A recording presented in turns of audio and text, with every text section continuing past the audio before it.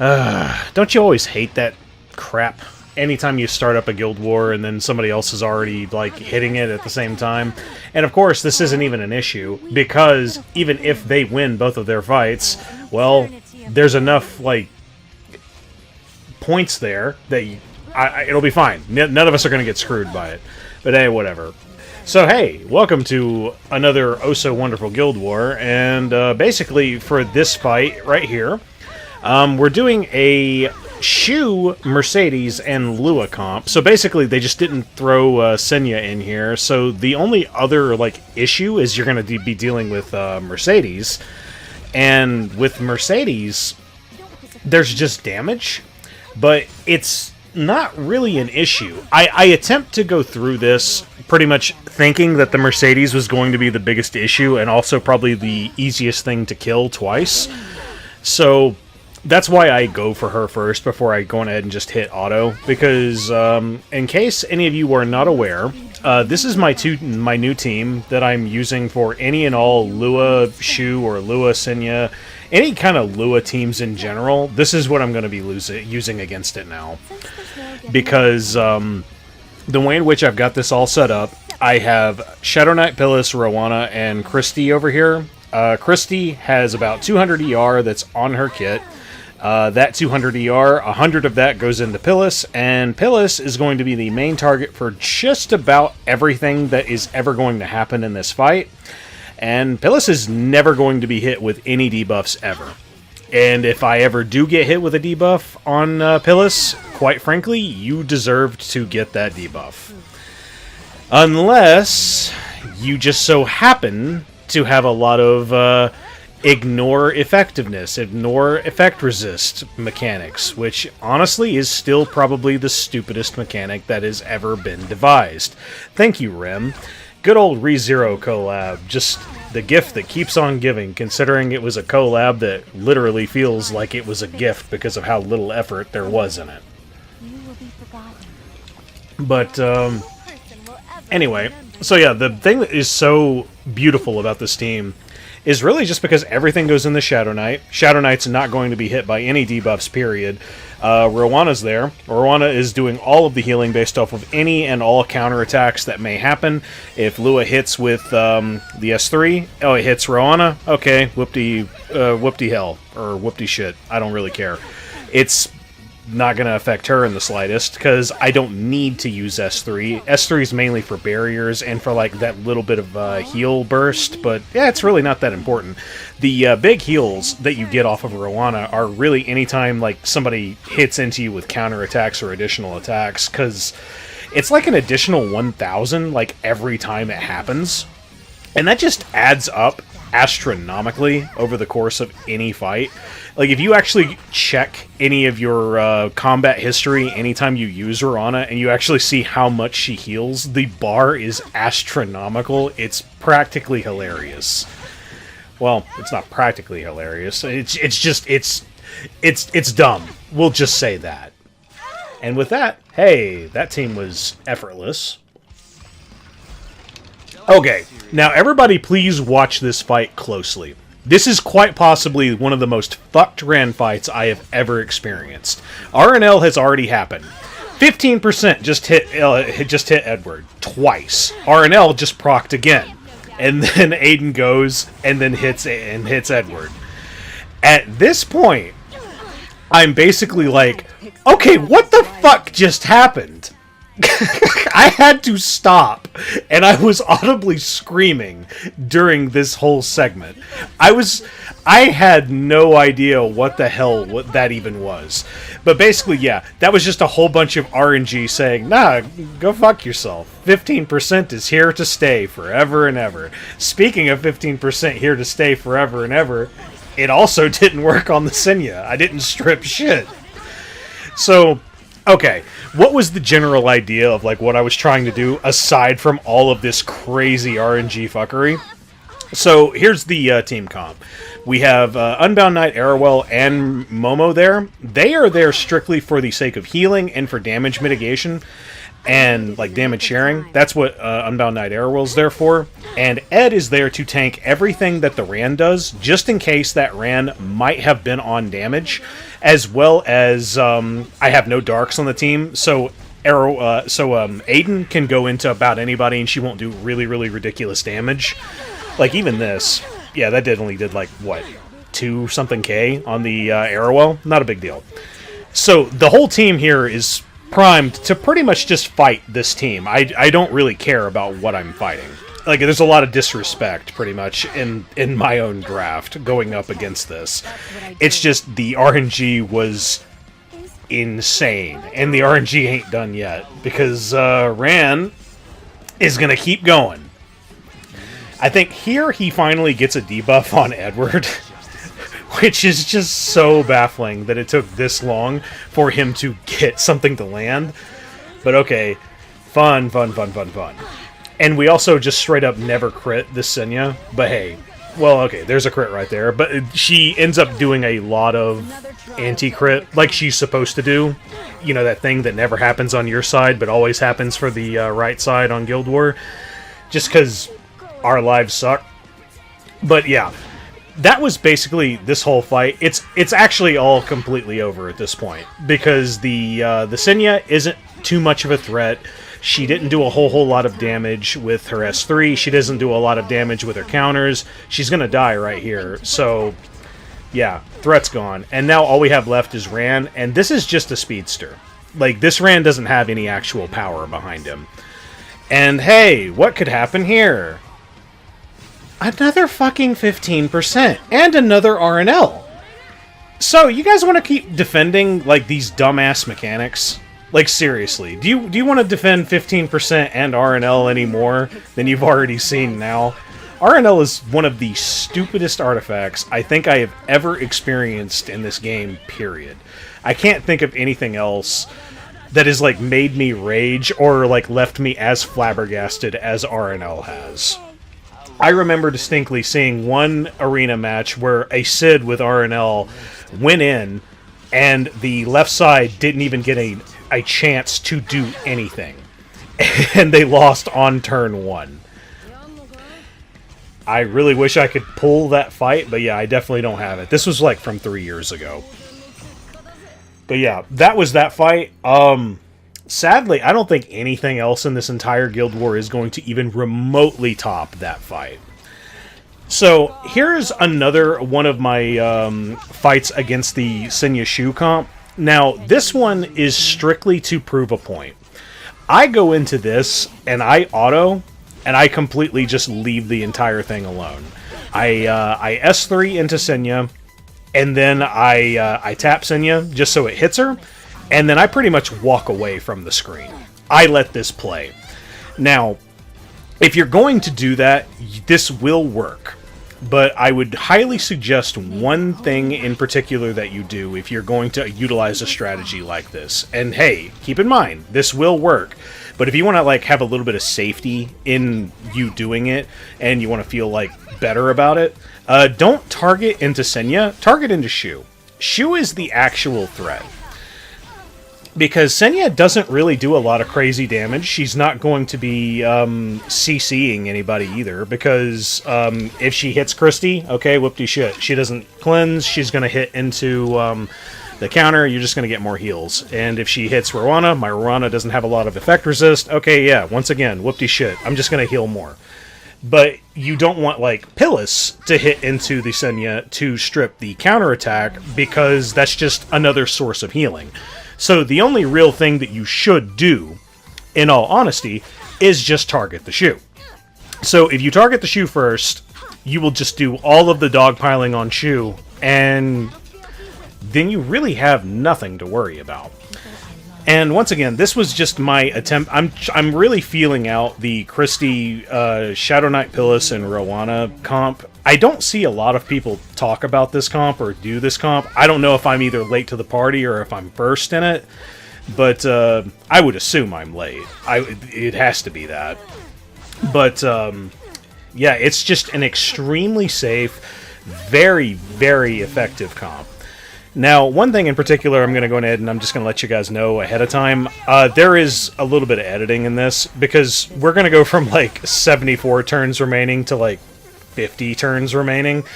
Because, like I said before, I essentially walked away from the screen. Like, I am not pressing anything.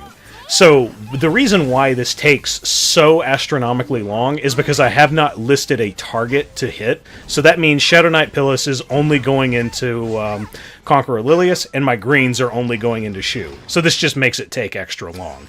You can avoid that by just straight up picking your units. Easy peasy. So, okay, I really didn't want to talk about this fight, because this is just...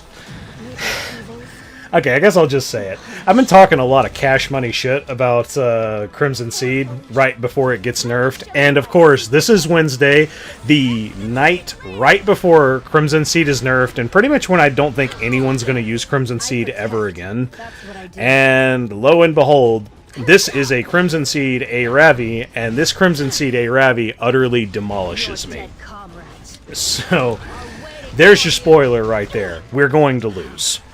But the main idea that I had was I was going to go into this with Solitaria. Solitaria's there just to basically make the Aria not work.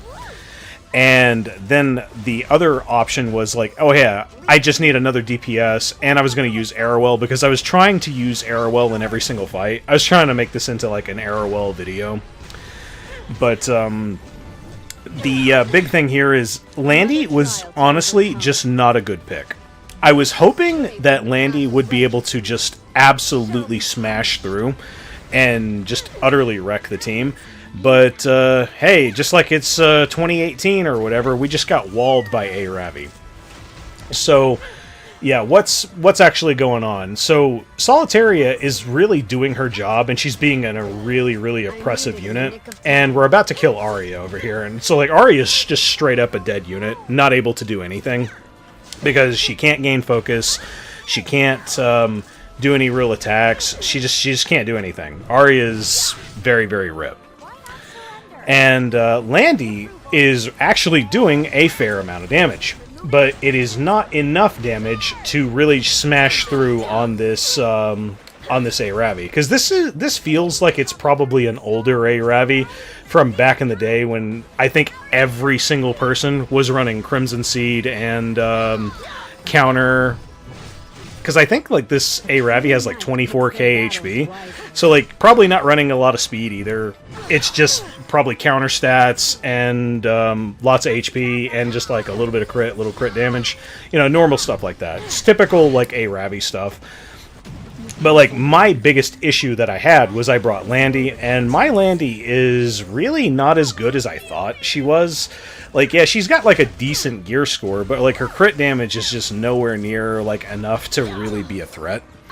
I would have to like, I'd have to completely re-gear her into something that does a lot more damage for her to really be useful in this particular role.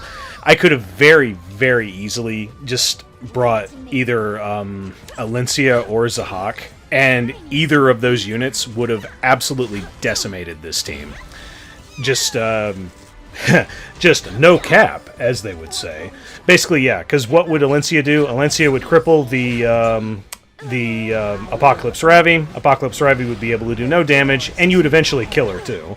And if you had Zahhak, he would do essentially the exact same thing, but he'd do even more damage. And he could also cleanse himself, so if you were scared of getting fucked up by the Aria because of those little debuffs that happened at the very beginning, you wouldn't have anything to worry about. He cleanses himself, and like another unit, because Zahhak is a very fair and balanced unit. So, yeah, what we're seeing now, this is the walling I was talking about earlier. I just straight up don't have the damage to smash through, and Arowell is taking so much damage, and I'm not getting enough recovery off of either Bloodstone or off of getting my barriers up, and I'm also not able to CC enough. Like, every time I attempt to go into CC, Crimson Seed just procs, and I'm just not able to get through.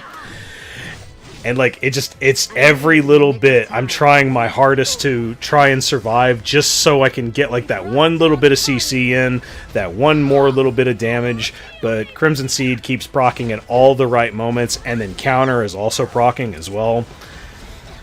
It's really just a lot of bad luck. But also, this was just a very, very bad draft. Like, Landy can work, but you need a lot more damage than what I was rocking. My Landy is really not special. You'll see it at the end whenever I show off the stats. But yeah, here, I'm trying. But yeah, this is very, very typical, very old school, getting walled by a Ravi. Sucks.